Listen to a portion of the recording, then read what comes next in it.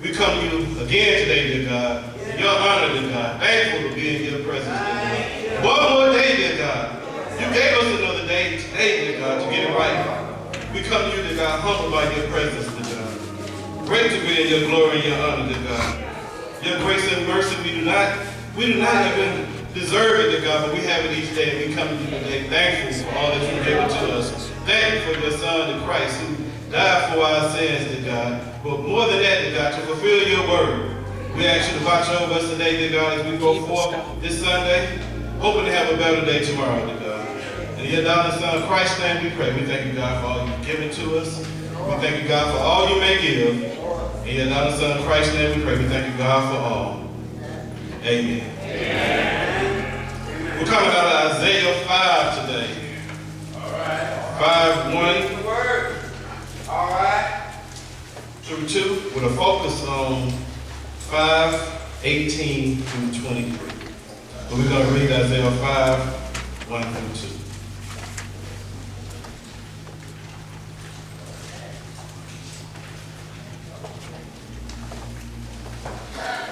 I was singing about the one I love, a song about my loved one's vineyard. The one I love had a vineyard on a very fertile hill. He broke up the soil, cleared it of stones, and planted it with the finest vines. He built a tower in the middle of it, and even dug out a winepress there. He expected to yield good grapes, but it yielded worthless grapes. I was coming out of the Christian Standard Keyword Bible, but it's still a love song. It's a sad song, but it's a love song. Y'all may be seated. Today we're going to talk about be careful, watch out, whoa, don't get woe out. Not war, woe out. W-O-E. Don't get woe out. Isaiah is a song, it's a sad song of promise. It's a song of rebuke, and it's a warning. Woe is a warning. We're coming here today, Judah, the South Kingdom, they were acting up.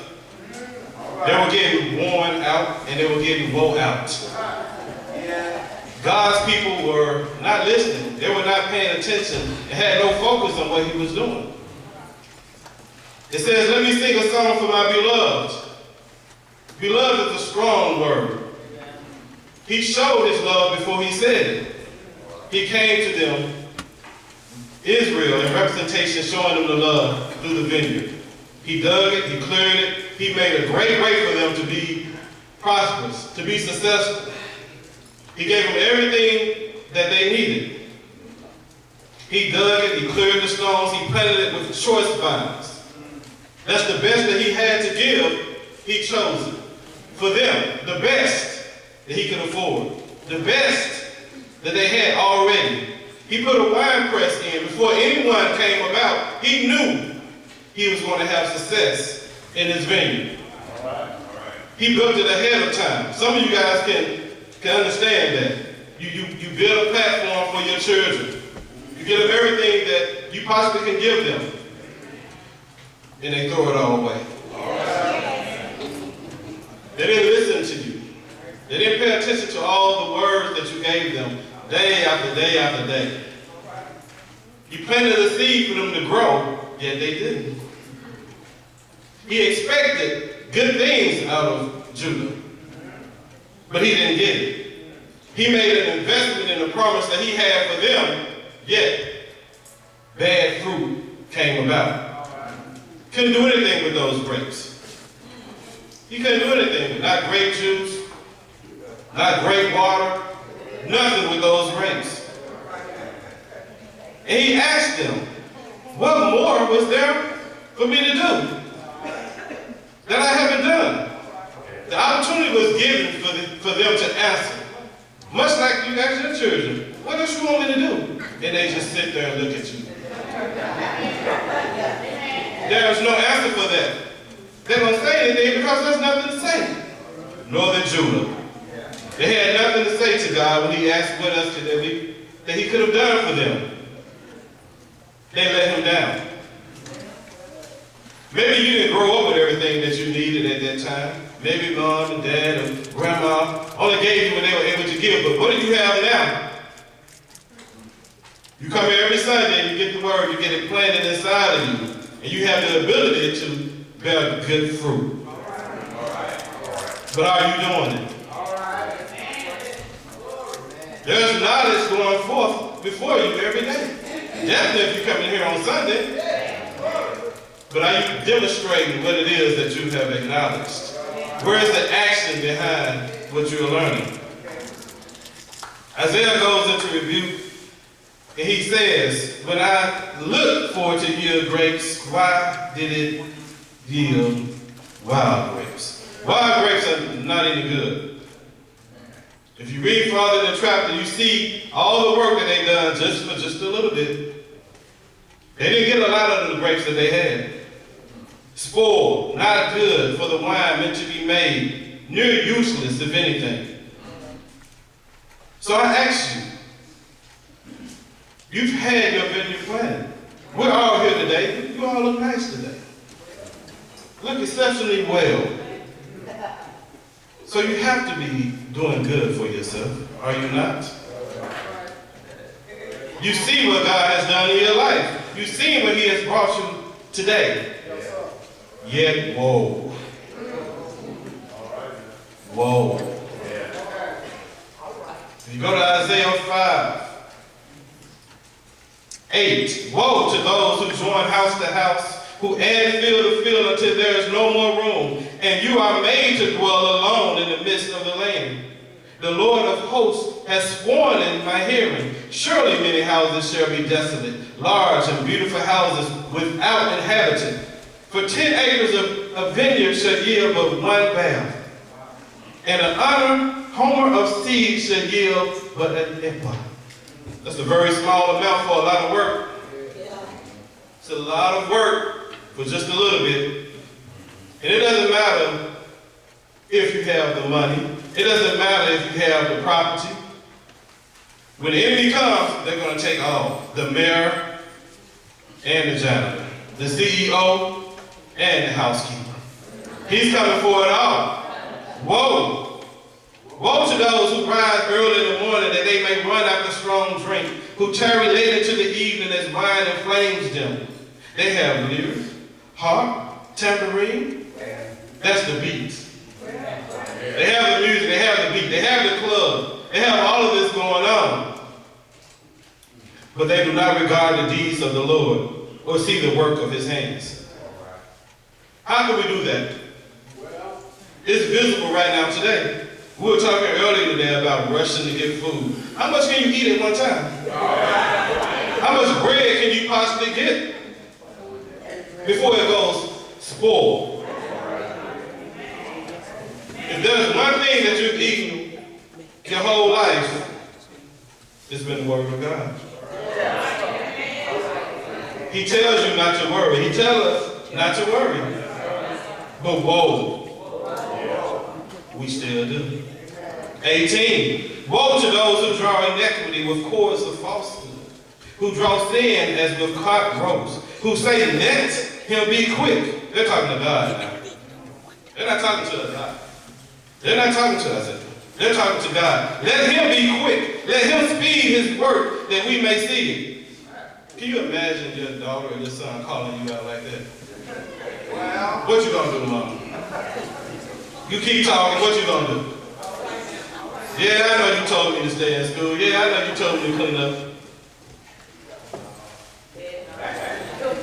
Daddy, what you gonna do your son talking to you like that? I ain't taking out the trash. I don't feel like it today.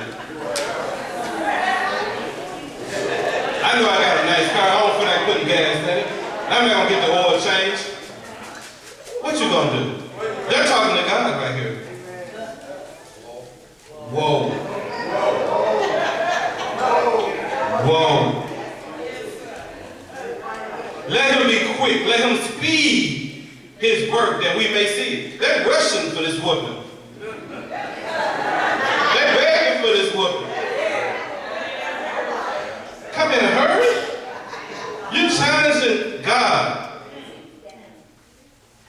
every day.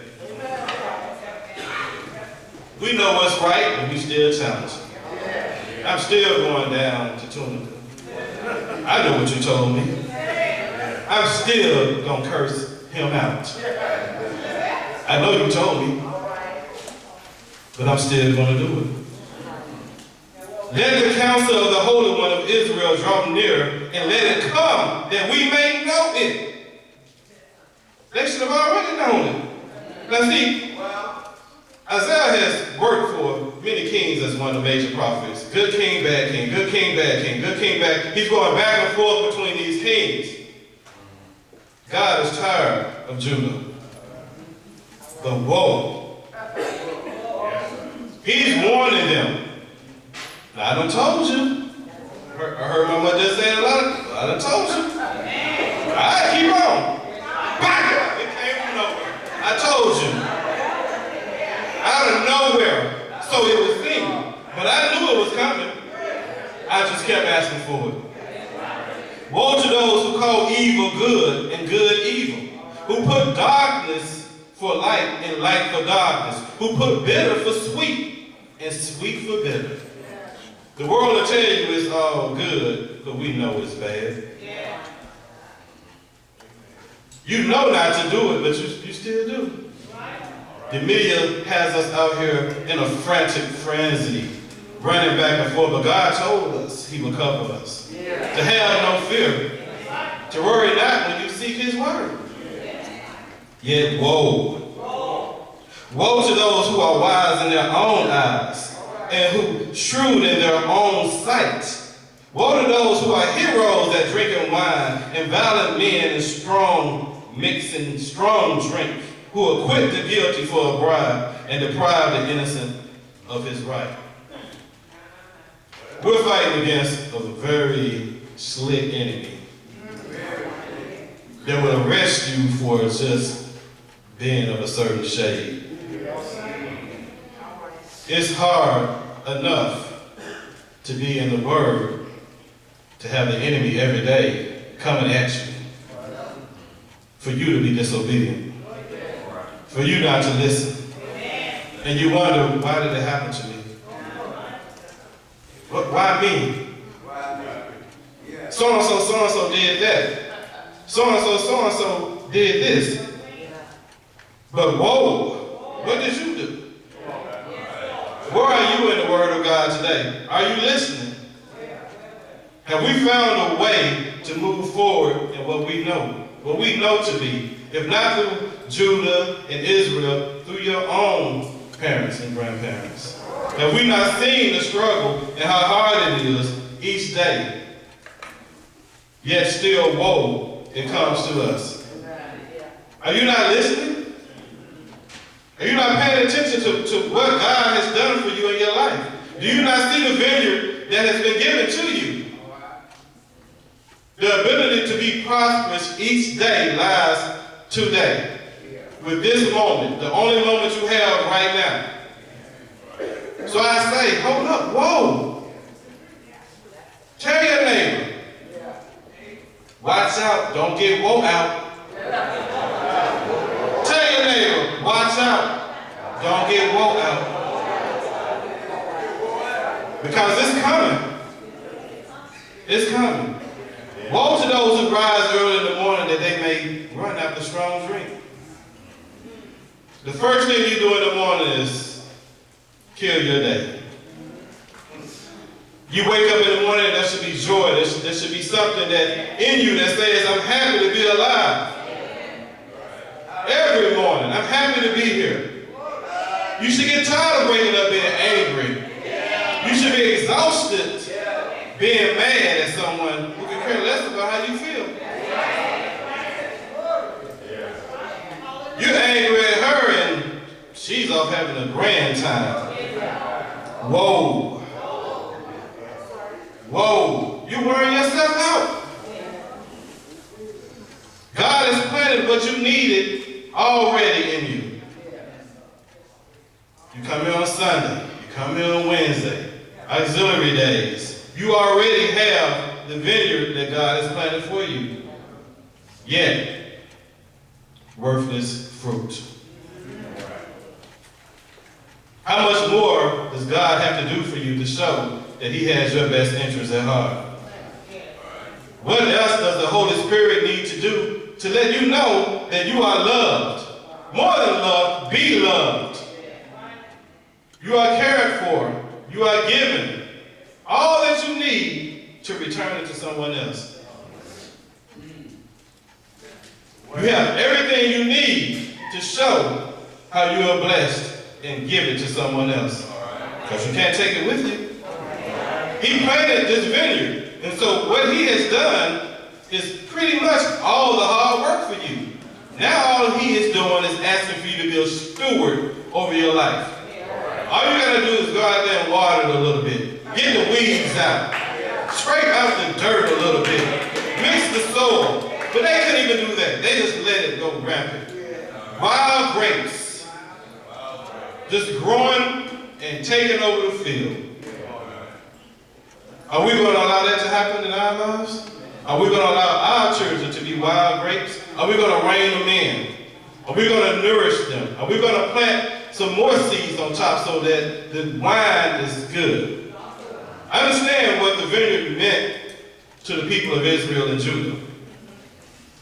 They came here as an inheritance, the vineyard. They came here to receive the vineyard as that.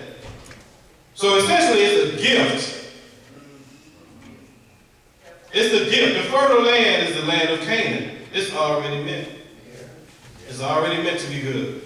All you have to do is come in here and enjoy the fruit. Behave yourself. But whoa, they couldn't do that. They couldn't do that. Maintain yourself. You have the blessing right here. Control yourself. Don't go out there drinking every morning. Once a week, okay. Every morning. The favorite person anywhere is probably the bartender. That's him right here.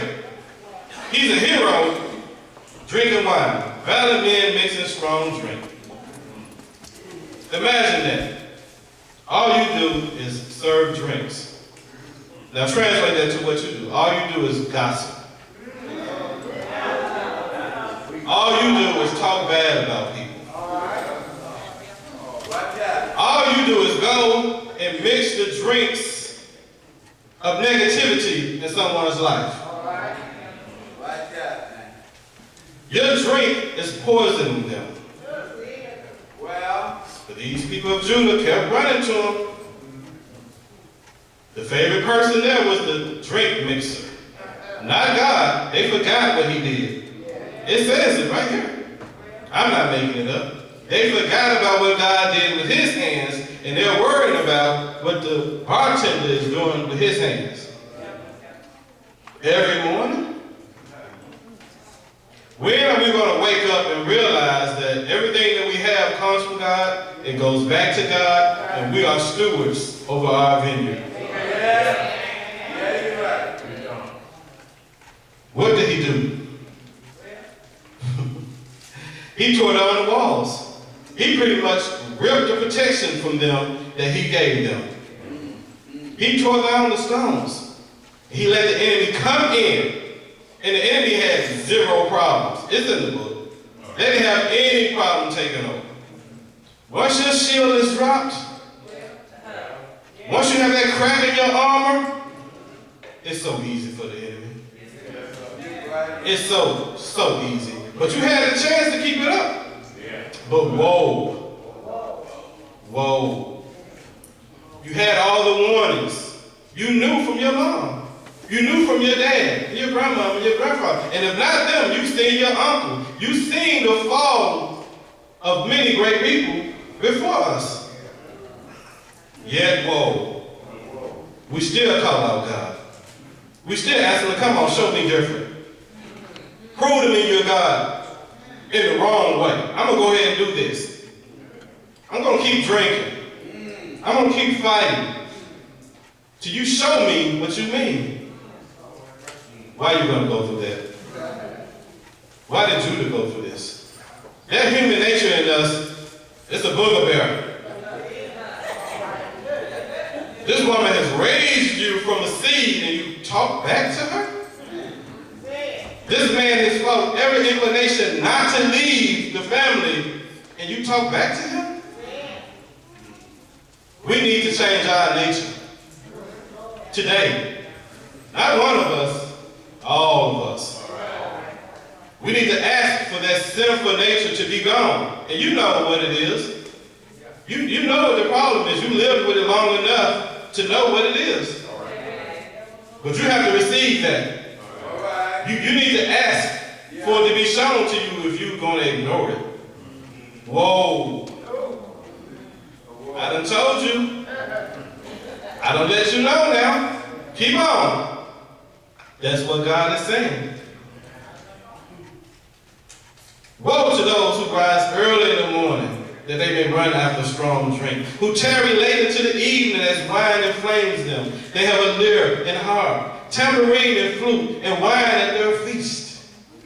But they do not regard the deeds of the Lord, or see the work of his hands. Therefore, many people go into exile for lack of knowledge. Their honored men go hungry, and their multitude is parched with thirst. Therefore, Sheol has enlarged his appetite and opened his mouth beyond measure, and the nobility of Jerusalem and her multitude will go down, her revelers and he who exalts her. Man is humbled, and each one is brought low, and the eyes of the haughty are brought low. But the Lord of hosts is exalted in justice, and the holy God shows himself holy in righteousness. Then shall the lambs graze as in their pasture, and the nomads shall eat among the ruins of the rich. The grave. Sheol is the grave. The ground. It's enlarged. Its appetite is opened by our sin, by our disobedience. We ask to go here when we are disobedient. Woe to you who have but do not share. Woe to you who see the wrong but don't address it. If you love your brothers and sisters, you will care for them and you will warn them. You don't just go say, oh, RQ, I saw him at the club, he was drunk in a skunk. And then you come to work and be like, hey, how you doing, RQ?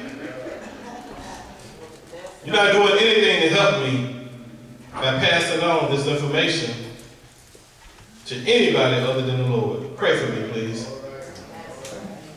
I ask all of you, pray for me. Because I messed up from the floor up. But I'm trying to be better. I ain't out here foolish, acting like I got it all together. I'm trying to be better. I want to be better. I'm going to watch out and whoa myself. I'm going to slow down. I'm going to be better for myself. But are you?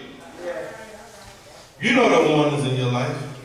Isaiah was telling of the rebuke that God had. You know how you're being rebuked.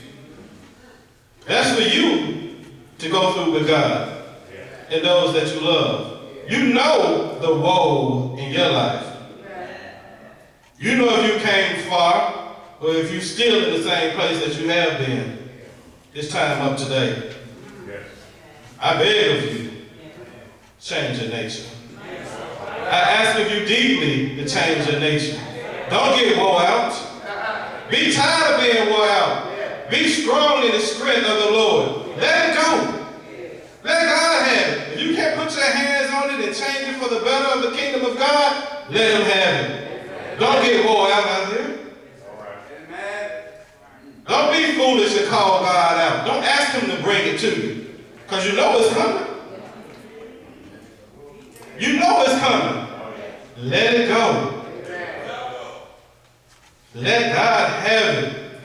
Because if you can change it and make it better, you would have been done it. You wouldn't be here right now. As a matter of fact, if you own the lease on your life, you can just get up and go. You don't need to be in here. If you got a title to your life right now, what's the point of coming to church? You got to figure it out. But you don't, do you? You don't have the title to your life. I can go out here right now, hit this street, and fall right down in the pavement. and not wake up no more. I don't have the lease on my life. So today, in this moment, I need to get it better. Woe to me who think I'm wise in my own sight. I don't know nothing, God. I don't know anything. I'm an instrument for you, and I thank you for allowing me to be here today to speak your word. Because you may not have another chance. You may not have another chance to hear the word. So today is a great day for all of us in here. We're not going to get wore out. We're not going to get broken down. We're going to fight and let God have the rest. We're going to do what we can do. We're going to live our life the best way that we can. We're going to be happy today. For today is the only day that matters. Don't get wore out. Because the enemy, he's not going to stop. He's not going to stop. He started early. When you woke up this morning, he was waiting on you. When you go to sleep tonight, he'll be waiting on you. Don't get wore out. Ask for help. And who's going to help you more than anyone but the Holy Spirit? He is your medicine for any virus, for any sickness. All we got to do is pick it up and take it. All we got to do is swallow it down. Let it build up in us. It doesn't matter how you look on the outside. The inside is what counts. First, let this light show through you. Take the medicine. Don't get wore out by the day-to-day stresses and strains that the world seems to put on us. Let it go. Be blessed going forward. I can talk all day, but I know. But I'm not going to do it. We have to hit the highest screens. I want to thank Pastor Johnson for allowing the word to go forth through me today. God bless him. He always look good, but he don't always feel good, y'all. Lift him up in your prayers and keep him strong. Thank you to the ministers. I love y'all. Don't let me get wore out. Hold me up, dear Lord. Keep me strong, dear God. Let me be fruitful. Let me bear good fruit. Not useless, wasteful fruit. Show something in me that others need to see. Let my blessings flow to each and every one of you. And I ask the same of you. In your darling son Christ's name we pray. We thank you, God. Amen.